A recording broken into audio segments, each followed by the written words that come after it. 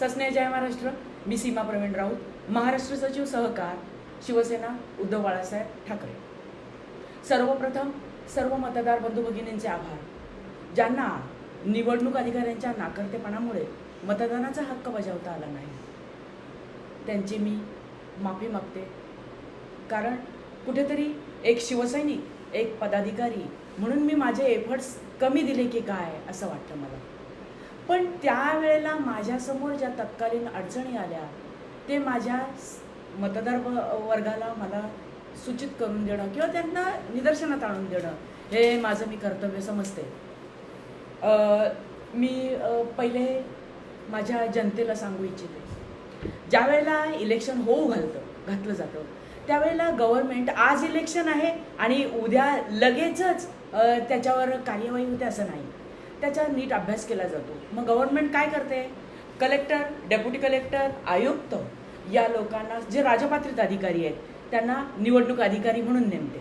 मग हे निवडणूक अधिकारी यांना काय म्हटलं जातं, सक्षम अधिकारी म्हटलं जातं. मग हे सक्षम अधिकारी झोनल अधिकारी देते. हे झोनल अधिकारी उच्च पदस्थ अधिकारी असतात. मग हे झोनल अधिकारी पोलिंग एजंटपर्यंत त्यांची एक टीम तयार करतात.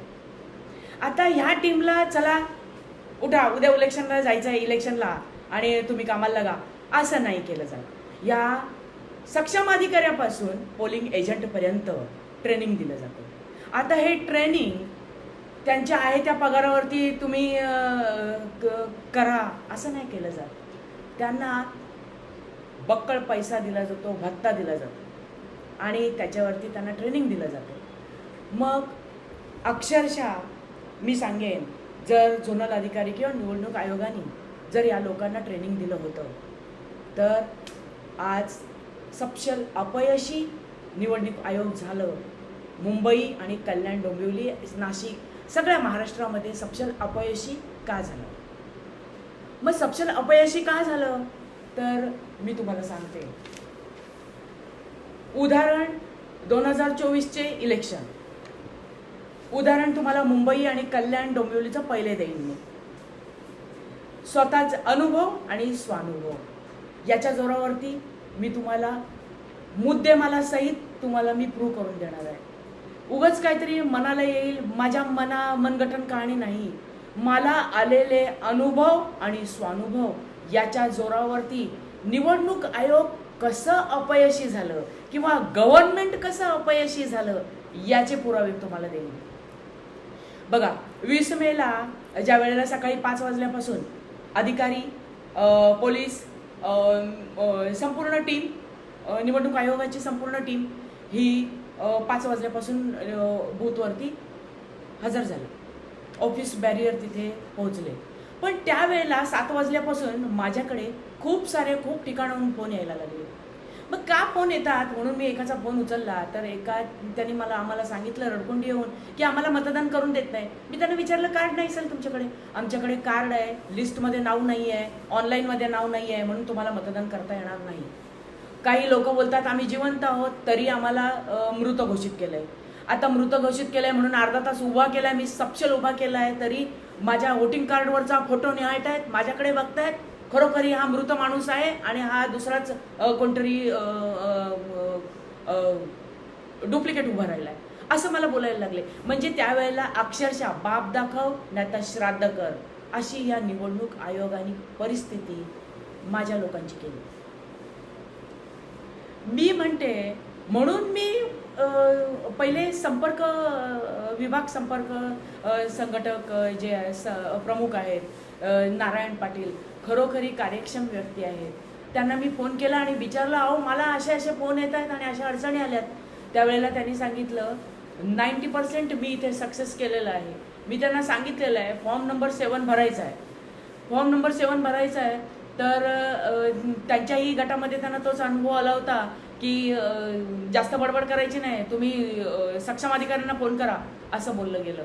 म्हणून त्यांना मी झोनल अधिकाऱ्याला फोन केला आणि झोनल अधिकाऱ्याने विचारलं की बाबा त्या लोकांकडे निवडणूक कार्ड आहे, तुमच्याकडे ऑनलाईन त्याची इन्फॉर्मेशन नाही, लिस्टमध्ये नाव नाही आहे, तर त्याला एक ऑप्शन आहे की तुम्ही फॉर्म नंबर 7 त्यांच्याकडून भरून घ्या आणि हे फॉर्म नंबर 7 भरून घ्यायचं, हे माझ्या मनगठन नाही मी बोलत, त्याचा GR आणि त्याची लिंक मी तुम्हाला पाठवते. मला तुमचा नंबर द्या. त्याच्या नंबरवरती मी त्यांना ते पाठवलं आणि त्यांनी कदाचित स्त्री दाक्षिण्य म्हणून त्यांनी मला पोलिसांची धमकी नसेल दिली, पण त्यांनी मला नक्की सांगितलं की तुम्ही सक्षम अधिकाऱ्यांना पण फोन करा. आता सक्षम अधिकाऱ्यांना फोन करणं इतकं साधं असतं का की खरोखरी सकाळी उठल्या सक्षम घेतील इथे फोन, पण खरोखरी त्यांना गरज होती का? सक्षम अधिकाऱ्यांनी तुम्हाला झोनल अधिकारी दिले होते आणि त्या झोनल अधिकाऱ्यांनी ती कार्यवाही बजावायची होती. मग झोनल अधिकाऱ्यांना पैसे दिले होते, ट्रेनिंग दिलं होतं, त्या ट्रेनिंगच्या टायमामध्ये त्यांनी फक्त पार्टच केले का? मग का माझ्या गोरगरीब जनतेला तिथे फसवलं त्यांनी? आज डोंबिवलीमध्ये 19,900 आणि असे काहीतरी समथिंग बूथ आहे. या बूथवरती 7 ते 8 हजार लोक मृत घोषित केलेत. 7 ते 8 हजार लोक मृत घोषित केलेत. 101,35,000 लोकांना मतदान करू दिलं नाही. त्यांचं ऑनलाईनमध्ये नाव नाही, फॉर्म भरला नाही आणि परत पाठवले. बरं, आणखीन मोठं षडयंत्र केलेलं आहे, हे सगळ्यांनी समजून घ्या. आज यश येवो की अपयश येवो, पण हे तुम्ही नोंद करून ठेवा सगळ्यांनी. हे फॉर्म नंबर 7 त्यांनी पटापट काढले आणि ते फॉर्म भरायला पोलिंग एजंटकडे दिले. पोलिंग एजंटनी या EVM मशीनचा नंबरच लिहिलेला नाही. आता मला सांगा, आता मला समजने वाले को इशारा काफी आहे. आता सगळ्यांना समजेल की काय होणार आहे पुढे. हे असं का केलं? जर गव्हर्नमेंटनी निवडणूक होऊ घातल्या होत्या, त्याची तयारी मोठ्या प्रमाणात केले होते आणि रात्रंदिवस काम करणारी लोक होती, मग त्यांनी का शेड घातली नाही? जिथे शेडची गरज होती तिथे शेड का घातली नाही? माझे वयोवृद्ध लोक, माता भगिनी, पोरा बाळांना घेऊन घरची कामं टाकून, कोणाला कुठे जायचं आहे, लवकर मतदान करून जाऊ दे, उन्हाच्या तडाख्यात मतदान नको म्हणून ते तुमच्याकडे आले होते. त्यांना तुम्ही पाण्याचा घोट सुद्धा दिला नाही. मग इलेक्शनसाठी झालेला खर्च हा आम जनतेच्या खिच्यातून गेला. त्याचा हिशोब कोण देणार? कोणाकडे मागू आणि किती लोक तुमच्याकडे मागतील आणि तुम्ही त्याचा काय जबाब देणार?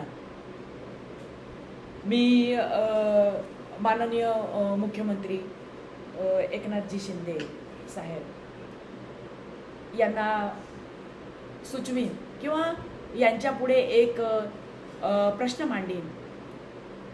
साहेब, तुम्ही डाऊन टू अर्थ आहात. तुम्ही म्हणता मी रात्रंदिवस काम करत होतो, इकडे फिर तिकडे फिर, घराच्या लोकांना वेळ देऊ शकलो नाही. खरंच मला ना खूप वाईट वाटायचं या गोष्टीचं. आणि तुम्ही तसं काम करत होता. मग तुमचा अधिकार या निवडणूक आयोगापर्यंत चालला नाही का? का त्यांनी सोयी सुविधा दिल्या नाही? का माझ्या मतदारांना त्यांनी उन्हात होरपळवलं? का त्यांना पाणी दिलं नाही? का त्यांचा 7 नंबरचा फॉर्म भरून घेतला नाही? का त्यांना अर्धा तास तिथे उभं केलं? का ती लोकांना तुम्ही रडकुंडी आणलं? का तुम्ही एवढा त्यांचा शोषण केलं? त्यांच्या मतदानावरती तुम्हाला निवडून येण्याची जर तुमची मनीषा आहे तर तुम्ही त्या मतदाराला का एवढा त्रास दिला?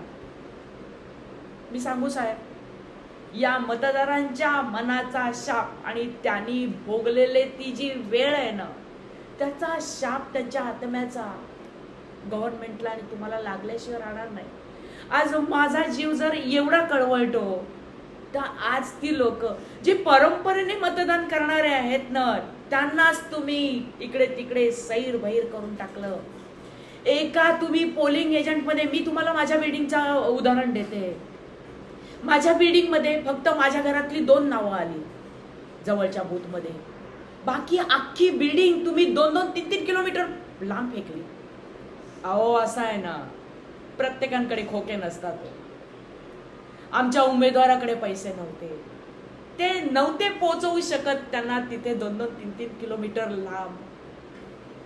त्यांना नाही, त्यांच्याकडे नव्हते पैसे. मला सांगा, काही लोक, काही म्हातारी कोरतारी लोक, त्यांना इच्छा असून मतदान करायला नाही लावला. हे घटनेची पायमल्ली नाही का हो तुम्ही केली गव्हर्नमेंटनी तुमच्या? काय जबाब देणार आहात तुम्ही? का तुम्हाला अपयशाची भीती वाटत होती? का तुम्हाला असं वाटत होतं जो मतदार हायपर झालेला आहे एवढ्या बूथवरती, त्या बूथवरती तो प्रत्येक शिवसैनिकच होता असं का धरून चालत? का तुम्ही त्यांना पोलिसांची धमकी हे केलीत? का तुम्ही त्यांना बगड धरून बाहेर काढलं? का तुम्हाला त्यांना त्यांच्या सोयी सुविधा करता आल्या नाहीत? तुम्ही तुमच्या खिशातले करणार होतात का? आमच्या खिशातले करणार होतात तुम्ही. माझ्या मतदारांच्या खिशातले तुम्ही पैसे घेणार होता. का तुम्ही तेवढं त्यांना त्रास दिला, सहन करावं, त्यांना भाग पाडलं? साहेब जाऊ द्या, आम्ही बक्षीस दिलं तुम्हाला. देव न्याय करेल, नियती कोणाला सोडणार नाही, हा माझा ठाम विश्वास आहे. म्हणून सांगते मतदारांनो, विधानसभेची आता निवडणूक येणार आहे.